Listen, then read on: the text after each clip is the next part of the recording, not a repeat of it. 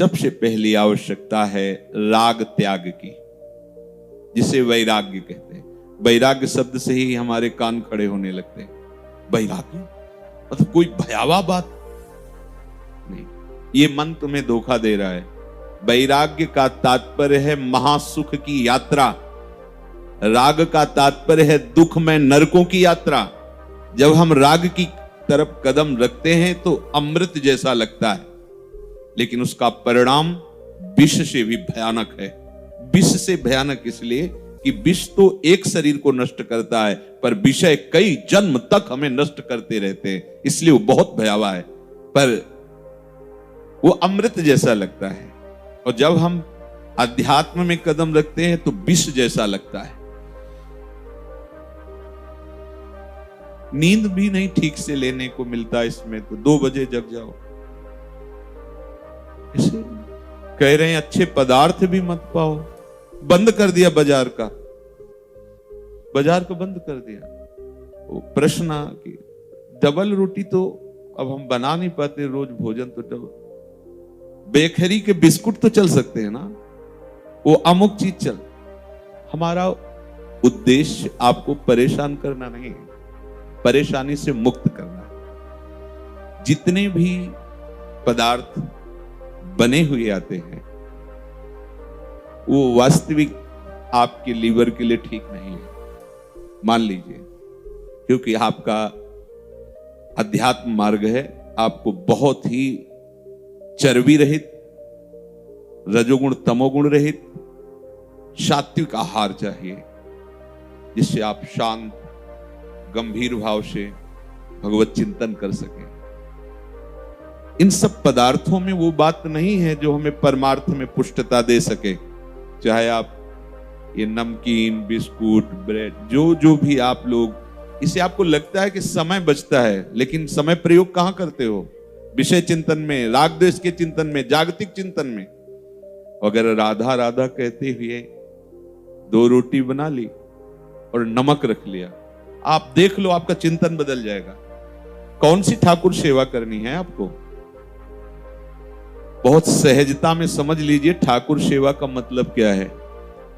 आपकी क्रिया वेग को भगवान में अर्पित करना, क्रिया वेग को भगवान में, प्रभु में अर्पित करना, यही ठाकुर सेवा है। अगर आपके अंदर क्रिया वेग नहीं हो रहा है और आप सुबह से बैठे भगवत चिंतन में, आपको आश्चर्य होगा। रात्रि के 8 बजे मंगला हुई है, मिश्री का इतना टुकड़ा भोग लगाया है, पवा के मुंह पोंछ के शयन करा दिया है।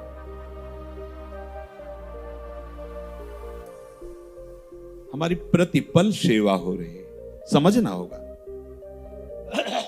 अगर हम केवल बाहरी क्रियाओं की प्रधान, अब जैसे तैसे पेट भर लो, बस ये करना वो करना वो, तो आप कभी धैर्यपूर्वक देख पाएंगे कि आपका स्वरूप क्या है, आपका मार्ग क्या है, आपकी चिंतन शैली क्या है, आप कितने विषयों से ऊपर उठ रहे हैं। इसको बड़ी सूक्ष्मता से समझना होगा। आप एक सेवा को क्रिया मान करके कर लिए तो विश्राम सेवा में नहीं, विषयों में होगा। देख लेना, अंदर से देख लेना, देख लीजिए, खूब नेत्र हैं फैला के देख लीजिए। उसको सुख बुद्धि विषयों में होगी, जबकि सुख सिंधु की सेवा में है। ये अनुभव की आध्यात्मिक बातें हैं, ये प्रापंचिक बातें नहीं कि आप बुद्धि की धरा से इसका निर्णय कर सको। हमारे एक एक श्वास, हमारी एक एक चेष्टा हमारे प्रभु में समर्पित है। हमको बस ये मूल देखना है। एक एक चेष्टा हमारी, बाहर से श्री जी की सेवा हो रही है, अंदर से चिंतन क्या चल रहा है। अगर बाहर से श्री जी की सेवा हो रही है, अंदर से विषय प्रियता का चिंतन चल रहा है, तो क्रिया हो रही, सेवा नहीं। क्रिया हो रही, क्रिया, और क्रिया का फल है। और सेवा अपनेपन को पुष्ट करती है। अपनेपन से ही हमारे लाडली लाल मिलते हैं, इसीलिए सेवा प्रधान रखी गई।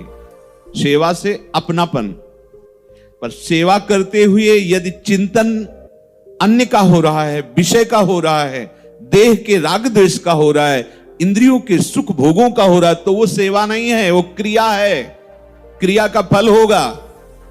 सेवा से अपनापन से लाडली लाल की समीपता, सीधे समीपता, क्यों में वहां कोई स्थान ही नहीं। इसलिए जिसको ऐसा लगता है कि हमारा समय बचता था हम बाजार की वस्तुएं प्रयोग करके, वो हमारा समय प्रयोग में नहीं आता है। ऐसा समय प्रयोग में नहीं आता है। आप धैर्य पूर्वक, जब आपको 24 घंटे में समय मिले, तब आप सीधे सरल भाव से कोई सब्जी, कोई दाल एक उबाल ली, 4 रोटी बनाई, इनको दिखा दिया, पा लिया। हर समय भजन में डूबो। पोछा लगा रहे हैं तो श्री जी का चिंतन हो रहा, नाम जप। शरीर क्रियान्वित हुए बिना रह नहीं सकता, समझे ना। सूक्ष्म शरीर हर समय चंचल रहता है, क्रियान्वित रहता है। इसलिए महापुरुषों ने क्रिया वेग को परम पवित्र करने के लिए सेवा पद्धति दी है। क्रिया कर रहे हैं तो हमें इनसे प्यार ही हो जाएगा, ऐसा नहीं।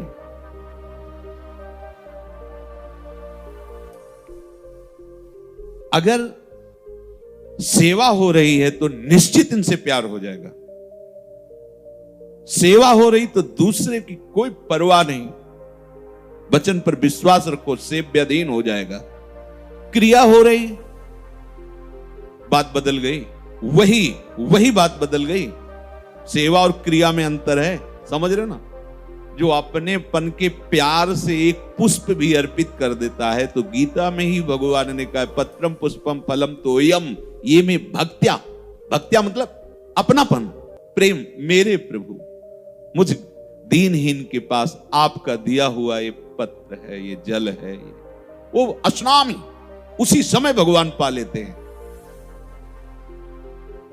सेवा के विषय को लेकर के अगर ये बात आती है कि हमें समय, तो हमें लगता है सेवा हमारे ऊपर बोझा है क्या? सेवा हमारे लिए अशांति है क्या? सेवा हमारे लिए क्लेश का कारण है क्या? तब तो फिर आनंद का कारण क्या होगा? अगर गुरु सेवा, भगवत सेवा ये हमारे अशांति क्लेश का कारण हो, तो शांति और आनंद का कारण क्या होगा? इसलिए सुलझना होगा। सही सेवा में पहुंचने के लिए ही ये आदेश होता है। श्री जी को कुछ भोग नहीं चाहिए। चिदानंद बपू हैं, उनको ये दाल रोटी कढ़ी चावल भात नहीं चाहिए, मान लीजिए। अब आपके शरीर के पोषण के लिए चाहिए, तो हम प्रसाद भोगता है, इसलिए इनको भोग लगाते हैं।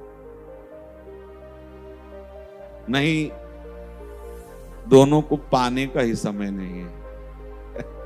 हमारे प्रिया प्रीतम को, अब आपको ऐसा किसी और से बात करेंगे तो उपहास करेगा इस बात। उनको पाने का ही समय। वो तो सखियां जो पवाती हैं, वो कढ़ी चावल रोटी नहीं पवाती हैं। आगे चलकर पता चलेगा आप लोगों को। सखियां जो प्रसाद पाती हैं, उसी से आप समझ लो प्रिया प्रीतम क्या पाते हैं। प्रणय में रसिक ललितादि लोचन चसक, पिवत मकरंद सुख राशि अंतर से। जैसी हरिवंश निकट दासी जन लोचन चसक रसासौ गटकत। तो अमनिया थोड़ी पा रहे हैं, तो प्रसाद पा रहे हैं। रसासौ, तो फिर आराध्य देव क्या पा रहे हैं? रसासौ। कैसे? वो वर्णन का विषय नहीं। दुआ दिनांत विहार करें तो लाल प्रिया में भई ना कैसे कल्प कल्प व्यतीत हो जाते हैं। देख, कल्प कल्प, यहां तो मंगला भोग है, राजभोग है, शयन भोग, कल्प कल्प व्यतीत हो गए केवल देखते देखते। फिर भी देखने की चाह ऐसी मानो कभी देखा ही नहीं। वह दूसरा अवसर कहा है, पर फिर भी ऐसे प्रेम में ऐसा अद्भुत सुख सखियों को प्रिया प्रीतम प्रदान करते हैं। तो आपको इस बात में हठ नहीं करना। मुझे कोई सामग्री नहीं चाहिए प्रिया प्रीतम के लिए, कोई सहयोग किसी का नहीं चाहिए प्रिया प्रीतम के लिए। आप, सिर्फ आप चाहिए प्रिया प्रीतम के लिए। आपने जो अपना मान रखा है वो अर्पित कर दो। उनको जरूरत नहीं है, जिससे तुम्हारी दुर्गति हुई है अन्य अपनापन मानने से, उस अपनापन को इनको समर्पित कर दो और इनको सिर्फ आप चाहिए। किसी के जैसे बहुत अच्छे अच्छे भोग लगते हैं, खूब आभूषण वस्त्र और खूब बहुत सुंदर सब, लेकिन अपनापन शरीर और शरीर के संबंधियों में है तो फल मिलेगा, क्योंकि क्रिया हो रही है, सेवा नहीं। और कुछ नहीं है, एक पत्ता किसी वृंदावन की लता का, एक पुष्प, और वो अंदर का भाव की लाडली किसी योगी। आपको क्या दुलार, बस जैसा हूं आप हो गया, निहाल हो जाओगे, इतने में निहाल हो जाओ। बस समझ जाओ केवल बात, हमारी श्री जी को क्या चाहिए। आप समझो, श्री जी को रिझाने के लिए क्या चाहिए? सिर्फ आप चाहिए, आप। और यही बात नहीं हो पाती, आप अपने को औरों को दिए हैं पदार्थ वस्तुओं से श्री जी को रिझाना चाहते हैं, तो ये क्रिया हुई और इसका बढ़िया फल मिलेगा जैसी आप चाह करोगे। लेकिन श्री जी की सेवकाई मिल जाए या श्री जी मिल जाए, वादा नहीं। और कुछ नहीं है, हम जैसे हैं आपके हैं। जैसे तिनका को वायु जहां चाहे वहां ले जाए, ऐसे लाडली मेरा जीवन, मेरे सर्वस्व आप हो। बस लाडली जी मिलेंगी, नित्य सेवा मिलेगी, कोई खर्चा नहीं, कोई हम साधना की बात नहीं कर रहे। मेरी लाडली आपके, नहीं तो श्री जी अकिंचनों को कभी नहीं मिलती। क्या है, जिन्होंने समस्त भोगों से राग त्याग कर दिया, स्नेह संबंधियों से राग त्याग कर दिया, उनको श्री जी कैसे मिलती? क्योंकि उनके पास क्या है। लेकिन जहां कहीं महिमा देखी गई तो अकिंचनों के साथ ही युगल सरकार खेलते पाए गए। इस रहस्य को समझिए। आप इस बात में मत जाइए कि बाजार से बने हुए सुंदर सुंदर पदार्थ हम भोग लगाएंगे तो लाडली जी पाएंगी मुस्कुरा के, क्योंकि उनके पास भोग की कमी है। पहली बात तो आप अंतर की बात समझ लीजिए, श्री जी पार्थिव पदार्थ पाती ही नहीं है। लगेगा इतने भोग लग रहे हैं, कौन सा प्रवचन कर रहे हैं, सबकी अश्रद्धा पैदा कर रहे हैं। नहीं, उसमें जो आपका अपनापन मिला होता है उसी को पाते हैं। तो हमें ये जो भगवत मार्ग मिला है, ये राग त्याग के लिए मिला है। ये छोटी छोटी बातें आपके राग को काटना शुरू कर देंगी। आपको लगता है छोटी बात है, जैसे हम कहते हैं कि आप रज लगाइए, पूरे शरीर में रज लगाइए। जैसे कोई कहता मेरे से होने वाला नहीं, तो आप राग ही तो कर रहे हैं ना। मेरा का तात्पर्य, आपने शरीर में इतना ममता रख रखी, कैसे रज, अरे ये जिंदा मुर्दा है। तुम्हें क्या समझ में आ रहा है? जो चैतन्य घन परमात्मा तत्व है उसी से चैतन्य हो रहा है, नहीं मुर्दा टहल रहा है, कुछ नहीं इसमें। आज संसार में ऐसे अज्ञानी बहुत मिलेंगे जो भटका दें, और ऐसे बहुत कम मिलेंगे जो हमारे भ्रम का नाश करके भगवत तत्व में स्थित कर दें। ये जो मूढ़ता त्याग नहीं पाए और अपने को ज्ञानी समझ करके उपदेश करते हैं, उनसे जितनी हानि होती है उपासकों की, उतनी अज्ञानी पुरुषों से भी नहीं होती। क्योंकि अज्ञानी से पता सावधान है कि अज्ञान पता है कि ये ठीक बोल रहा है, और उसको खुद अनुभव नहीं। अब वो जो बोल रहा है हम स्वीकार कर लेते हैं तो भटकाव हो जाता है। सही मार्ग, अरे ये सब क्या कि ये नहीं खाना, अरे जो सब खाओ पियो मौज मस्त, 4 दिन की जिंदगी, उपदेश देखो, उनको पता है 4 दिन की जिंदगी, इस जिंदगी को मौज से जियो, रो रो के क्लेश अशांति ये नहीं वो, अरे नहीं, भगवान ने दिया ही है इसीलिए। अब ये उपदेश आपको बिल्कुल अभी जम जाएगा। अभी अगर हम उस बात का, अपनी बात का खंडन करके मंडन करें तो जय हो निकल पड़ेगा। वाह, आज सही बात कही, व्यास भरोसे को है। हटाओ, कुछ नहीं, जोई प्यारो करे, मंगाओ, भोग लगाओ, खाओ पियो मौज मस्ती से। हाँ, अभी इसका मन, अरे बढ़िया, इतना दान करो ये मिलेगा, ऐसा करो वो मिलेगा। वो प्रिया प्रीतम कैसे मिलेंगे भगवान? अब हवा निकल गई, क्योंकि प्रिया प्रीतम से संबंध ही नहीं हुआ अंदर से, तो उसकी बात क्या? तो यहां कह रहे हैं कि आज संसार में ऐसे मूढ़ पुरुषों द्वारा ज्यादातर, जिनको स्वयं का अनुभव भगवत तत्व का नहीं है और भगवत भाव का उपदेश करते, उनसे जितना साधकों की हानि होती उतना ज्ञानियों से नहीं होती। डर लगता है आजकल बोलने में, सत्य वस्तु बोल नहीं सकते इस बात का। क्यों? इस शास्त्रों को जो ये कहते हैं ना कि ये लिखी पड़ी झूठी, कभी भी भगवत साक्षात्कार नहीं हो सकता।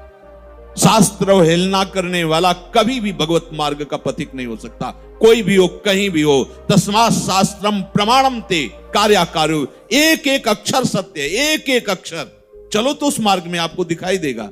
जहां भी कोई अशांति हुई है तो शास्त्र आज्ञा का उल्लंघन हुआ है, वही अशांति हुई। नहीं, आज तक का अनुभव है, शास्त्र के मार्ग पर चलने वाले को कभी भी कहीं कोई बाधा रोक नहीं सकी। अगर बाधा हुई है तो अपना माना हुआ कोई ना कोई राग जो शास्त्र विरुद्ध आचरण कराता है, वही हमें बाधा पहुंचा है। आज तक का अनुभव है, शास्त्र विरुद्ध आचरण ही हमारी अशांति, क्लेश और प्रपंच का कारण बना है। शास्त्र के अनुसार चलने पर कभी कोई बाधा स्पर्श ही नहीं कर सकती, चाहे जो युग हो।